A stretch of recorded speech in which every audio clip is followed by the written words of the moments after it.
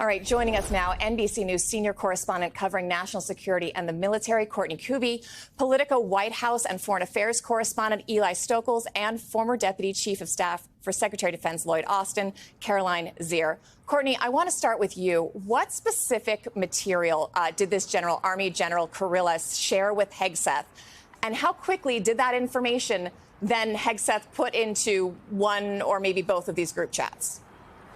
Yeah, Christina, so this information came directly from the commanding general of U.S. Central Command, General Eric Kurilla. Now, Central Command, of course, is the area that governs the Middle East, and he has control over Yemen. So the strikes, this mission that was just beginning last month when all these signal chats were going back and forth, that is part of his area of responsibility, General Kurilla. Now, what we have learned, according to these officials, is that, in fact, General Kurilla sent the information directly to Secretary Hegseth, and only minutes later, single-digit minutes later, Secretary Hegseth was putting some of that exact same information, in some cases word for word, that he got from General Kurilla into that first chat that was started by National Security Advisor Mike Waltz. Of course, we learned about that chat from The Atlantic when one of the reporters there, Jeffrey Goldberg, was accidentally added into the chat and reported on what happened there. Now we know about, despite what Secretary Hegseth saying that this is an old story, this is not an old story, Christina. This is new. That is because we now know that Secretary Hegseth started his own chat, and he included not only people here at the Pentagon he was close to, but family members, including his wife, his brother, who does have a job here at the Department of Defense in a completely different area, and his personal attorney. Now, we also know that only moments after he put the information directly from a classified system from General Kurilla into the chat with the National Security Advisor and other Trump officials, he also put some of that information into the chat with his family members. Again, this came from a classified system, and Secretary Hegseth transferred it onto the Signal app. It is encrypted, but it is definitely not a classified system, Christina. All right, Caroline, I have a lot of questions about why. I'm going to put those over here for a minute because I want to ask you logistically about this system. Just because it's in this system, does that mean it is classified if it's in this system? And how, I mean, my understanding is these are on different devices most of the time. You can't have this system on a personal phone. So logistically, how would one even get the information from this secure system into something like Signal or WhatsApp chat?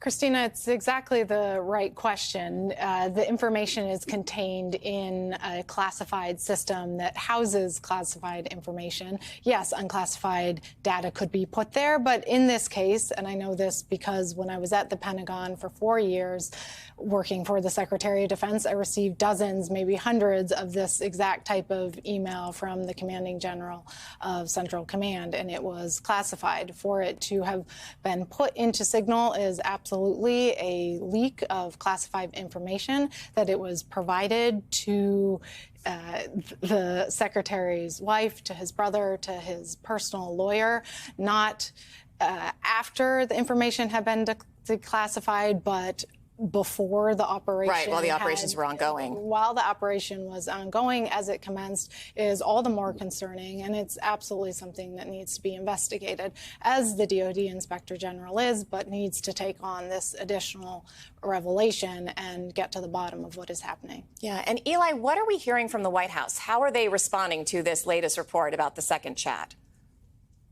Well, the White House has stood firmly behind Hegseth. The president himself has given him a vote of confidence. The president likes Hegseth a lot, invested a lot in his confirmation, and hates leaks and believes that he has also been the victim of a lot of leaks from former officials.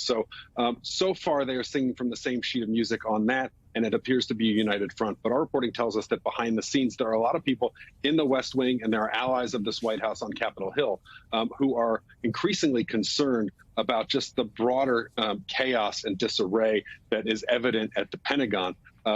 They have pointed out that the secretary has not really quibbled with the substance of these stories. He's tried to dismiss them out of hand as, coming from leakers, but he hasn't come up with an explanation for why he would be sending this information to family members.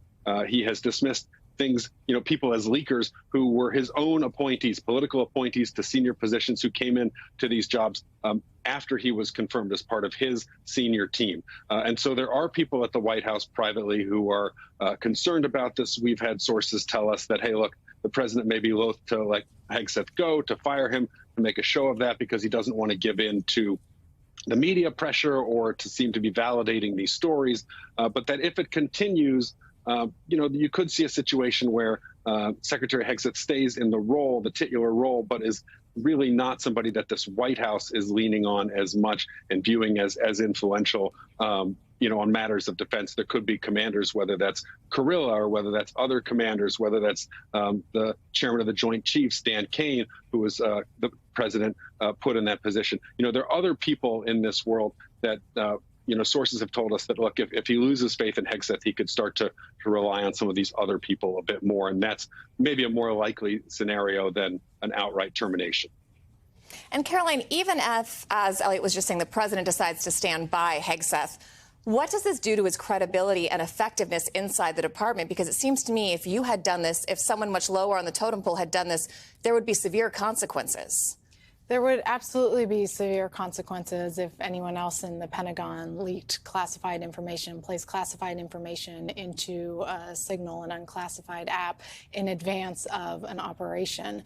That sort of activity puts at risk U.S. forces. I think this is a question of credibility. This is certainly the second strike as it relates to the saga of the administration's use of Signal. And I think there are going to be real questions about his credibility, notwithstanding if the president stands by him. Yeah.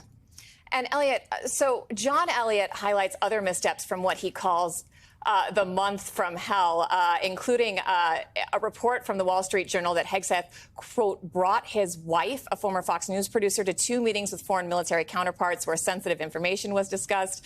That would be the second instance now of his wife being brought into a conversation with sensitive information being shared. Eli, what kind of impact does this have, as we were just talking about, the trust of morale at the Pentagon, especially if you're saying, do what I say, not necessarily what I do, the rules don't apply to me?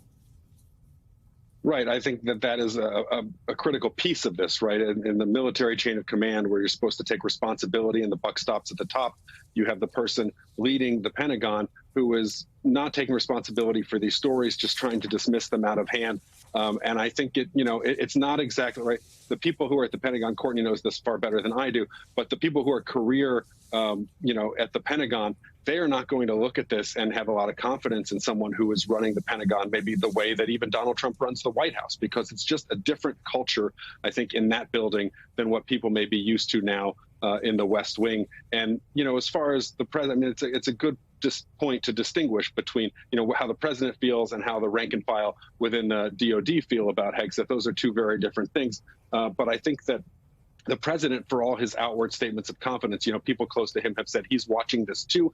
He's listening to the news. He's still watching TV. He probably saw Hegseth, his appearance this morning on Fox News. And I think, we know that this is a president who wants someone to stand up and fight. He likes Hegseth for his ability to be on camera. But, the moment that he sees Hegseth looking like he's on the defensive or looking weak, the optic really important to this president. And if this continues to build and he does not seem to have control of the situation, the president's feelings could change.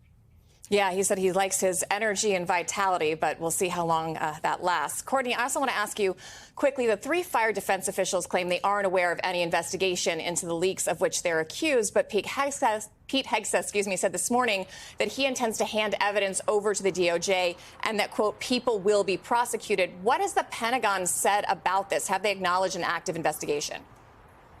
Absolutely. They've acknowledged there's an investigation. It was started by Joe Casper, who was the chief of staff, just in a sense of just how dramatic the shakeup is in the inner circle in the front office here at the Pentagon. Joe Casper actually left his job about a week ago. We just found out that, in fact, he's still here in some capacity. He's no longer the chief of staff, though. There was no announcement. There was no acknowledgement for days about that. He's the one who sent the memo about a month ago about this leak investigation that allegedly now these 3 individuals were somehow rolled up in, and that's why they were escorted out of the building. But Christina, we've gotten zero information. Just like they said, we now heard in a statement from them, and then Dan Caldwell, one of the individuals, did a long interview with Tucker Carlson for his podcast, where he said he still doesn't know what he's even accused of leaking, and he strongly denies that he was in touch with reporters or that he leaked any classified information. So we just don't know. We don't even know at this point if that investigation is even complete.